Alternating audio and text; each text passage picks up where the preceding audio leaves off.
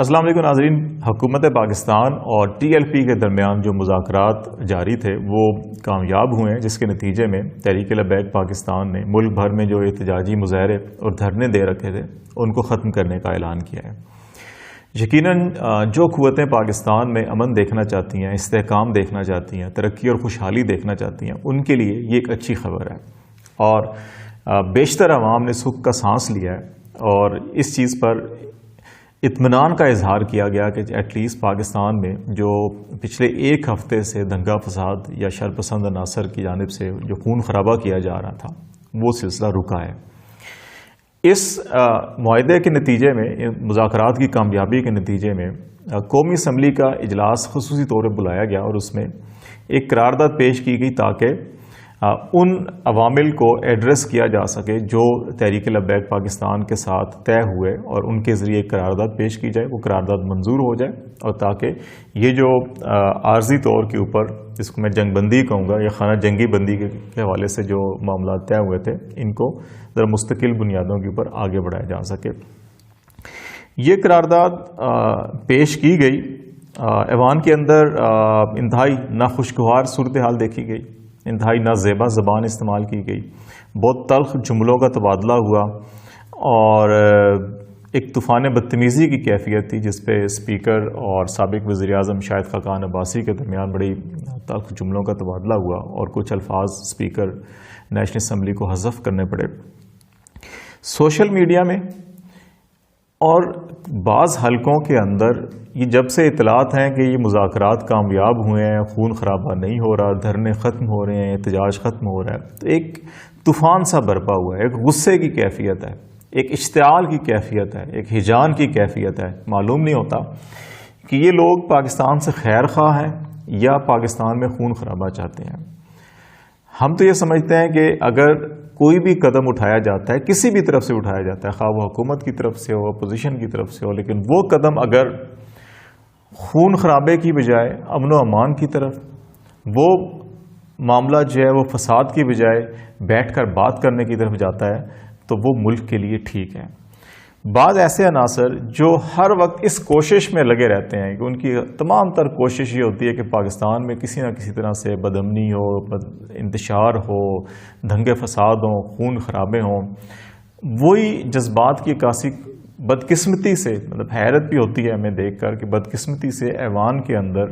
دو بڑی سیاسی جماعتوں کی جو پارلیمانی قیادت تھی ان کے نہ صرف چہروں کے اوپر عیاں تھی بلکہ انہوں نے جو وہاں پہ اظہار خیال کیا اس میں بھی نظر آیا. تحریک انصاف اور حکومت نے بے شمار غلطیاں کی ہیں. اس سارے معاملے کے اندر تحریک لبیک پاکستان کے ساتھ جس طرح سے معاہدے کیے گئے وہ معاہدے کرنے سے پہلے 100 بار سوچنا چاہیے تھا کہ کیا یہ قابل عمل ہیں یا نہیں ہے. اس وقت نہیں سوچا گیا، سنگین غلطی کی گئی جس کا نتیجہ یہ ہوا کہ پچھلے ایک ہفتے سے 10 دن سے جو صورتحال تھی پاکستان میں وہ پوری قوم نے دیکھی. لیکن کیا اپوزیشن نے ایوان کے اندر جو آج رویہ اختیار کیا اس کی میں دو باتیں بڑی خاص طور پہ کرنا چاہوں گا. ایک تو یہ کہ جے یو آئی کے رکن اسمبلی مولانا اسد الرحمان جو فضل الرحمان صاحب کے صاحبزادے بھی ہیں، وہ یہ ایک مطالبہ کر رہے ہیں کہ جو پچھلے ایک ہفتے سے خون خرابہ ہوا وہ میڈیا پہ کیوں نہیں دکھایا گیا، وہ دکھایا جائے. مجھے اس مطالبے کی کوئی سمجھ نہیں آئی کہ وہ کیا چاہتے ہیں کہ خون خرابے کو دکھا کر، اس کو بڑھاوا دے کر، اس کو بڑھا چڑھا کر، پھیلا کر وہ کیا اس سے حاصل کرنا چاہتے ہیں. ان کا یہ مطالبہ درست ہے کہ قرارداد ناکافی ہے، اس پورے ایوان کو ایک کمیٹی کا درجہ دیا جائے، اس میں پوری بحث کی جائے، اپوزیشن سے مشاورت کی جائے، اپوزیشن کی آراء شامل کی جائیں. اس سے کسی کو کوئی شک نہیں ہے کہ اس معاملے کے اوپر تحفظ ناموس رسالت کے حوالے سے پورے ایوان میں کنسنسس ہونا چاہیے، اتفاق رائے ہونا چاہیے، تمام سیاسی جماعتوں کو یکجا ہونا چاہیے اور بھرپور ایک آواز اس ایوان سے نکلنی چاہیے. جو اگر ہم بات کرتے ہیں کہ جی کہ ہم متحد ہو کر یا ہم OIC کے پلیٹ فارم کے اوپر تمام مسلم ممالک کو اکٹھا کر کے یورپی یونین پہ یا UN کے اندر یا ان ممالک کے اوپر دباؤ ڈالنا چاہتے ہیں کہ جہاں سے ناموس رسالت کے حوالے سے بے ادبی کی، گستاخی کی آوازیں اٹھتی ہیں، تو اگر ہم OIC کو متحد کرنا چاہتے ہیں تو پھر پہلے ہم قومی اسمبلی، اپنے پارلیمنٹ، اپنے ایوان کو تو متحد کر لیں. یہ بہت ضروری ہے. اگر اس میں کہیں کوئی کمی تھی اس کی نشاندہی کی گئی تو اس کا خیر مقدم کیا جانا چاہیے. لیکن کیا آگ بگولا ہو جانا کسی معاملے کے اوپر، صرف اس معاملے کے اوپر کہ جی یہ معاہدہ کیوں ہوا، یمن کیوں ہوا، خون خرابہ کیوں نہیں دکھایا گیا، اور یہ خون خرابہ دکھایا جائے، میرا خیال ہے کہ یہ انسان کے اندر کی جو کیفیت ہوتی ہے اس کی عکاسی کرتی ہیں. ہمیں خدا را اپنی سیاست کو ایک طرف رکھنا چاہیے، حکومت کو بھی اپوزیشن کو بھی. سیاست کرنے کے اور ہزار مواقع ہیں لیکن یہ موقع سیاست کا نہیں ہے. پاکستان پیپلز پارٹی کے لوگ آج ایوان میں آئے ہی نہیں. پاکستان پیپلز پارٹی کو آنا چاہیے تھا. اگر احسن اقبال یا باقی اسد عمر نے جب اظہار خیال کیا یا نور الحق قادری نے اظہار خیال کیا اور انہوں نے پیپلز پارٹی کی ان خدمات کو ریکگنائز کیا کہ کانسٹیٹیوشن کے اندر یا تحفظ ختم نبوت کے حوالے سے جو اقدامات کیے انہوں نے بھٹو صاحب کا نام لے کے ریکگنائز کیا، تو آج بھٹو کے وارث، آج بھٹو کی پارٹی، آج بھٹو کی جو نظریات کی سوچ رکھنے والے تھے وہ ایوان سے کیوں غائب ہو گئے؟ انہیں آنا چاہیے تھا یہاں پر یکجا آواز بننے کے لیے. یہ حکومت کا معاملہ نہیں ہے، یہ پاکستان تحریک انصاف کا معاملہ نہیں ہے، یہ پاکستان مسلم لیگ نون کا معاملہ نہیں ہے، یہ جمعیت علماء اسلام کا یا ایم کیو ایم کا، یہ پاکستان پیپلز پارٹی کا معاملہ نہیں ہے، یہ تحفظ ناموس رسالت کا معاملہ ہے. اس کے اوپر تمام کو اکٹھے ہو کے اس ایوان کو اور پاکستان کی آواز کو مضبوط بنانا چاہیے تھا. لیکن بدقسمتی سے اس کے اوپر بھی آج سیاست کرنے کی کوشش کی گئی. دوسری بات، ہمارے جو رویے ہیں، ہمارے رویے جو ہیں ہمیں ان کے اوپر نظر ثانی کرنی چاہیے. ہم اپنے ارد گرد دیکھیں کہ کون سے ایسے لوگ ہیں، کون سی ایسی چیزیں پھیلا رہے ہیں، منفی پروپیگنڈا کر رہے ہیں جس کے نتیجے میں انتشار یا بدامنی کے عوامل کو ہوا دی جاتی ہے. ہمیں ان کی حوصلہ شکنی کرنی چاہیے. یہ معاملہ جو ہے ہماری قیادت کو بھی سمجھنا چاہیے کہ وہ ایسے عوامل سے گریز کریں جس سے نفرت پیدا ہوتی ہو یا انتشار پیدا ہو. شاہد خاقان عباسی صاحب بڑے پولائٹ سیاستدان سمجھے جاتے ہیں، نون لیگ کے اندر دھیمے مزاج کے شخص سمجھے جاتے ہیں، لیکن معلوم نہیں کہ آج قومی اسمبلی میں وہ اتنے آگ بگولا کیوں ہوئے تھے. انہیں سمجھ نہیں آ رہا تھا کہ وہ کیا بات کرنا چاہ رہے ہیں. غصے کا یہ عالم تھا کہ ان کی زبان جو ہے وہ لڑکھڑا رہی تھی، ان کی جسم لڑکھڑا رہا تھا. وہ اسپیکر کو یہاں تک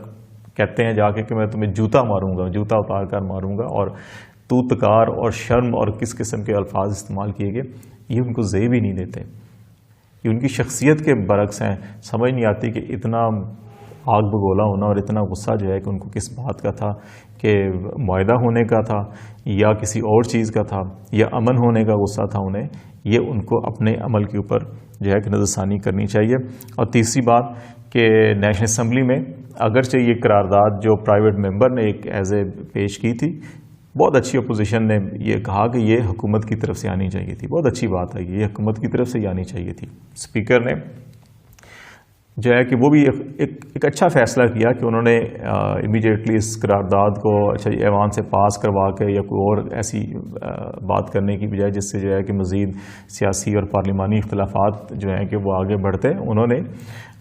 پورے ہاؤس میں مشاورت کی اور اپوزیشن اور حکومت کو مل بیٹھ کر اگر اس کے اندر کوئی قرارداد میں کوئی ترمیم کی جا سکتی ہے وہ کر کے اور مشترکہ طور کے اوپر پیش کرنے کی جو ہے کہ اجازت دی، اور کہا کہ اجلاس کل صبح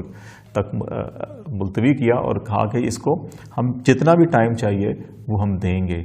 لیکن خدا را ہمیں ان چیزوں سے گریز کرنا چاہیے کہ ہمیں ہر جگہ کے اوپر پوائنٹ سکورنگ نہیں کرنی چاہیے، اور خاص طور پہ ایسے حساس معاملات جن کے اوپر لوگ جو ہے کہ وہ قتل و غارت گری پہ آ جاتے ہیں، جو لوگ اپنی جان اور دوسروں کی جان لینے پہ آ جاتے ہیں، ان کے اوپر کسی قسم کی بھی سیاست نہیں کرنی چاہیے. کسی قسم کی بھی ایسی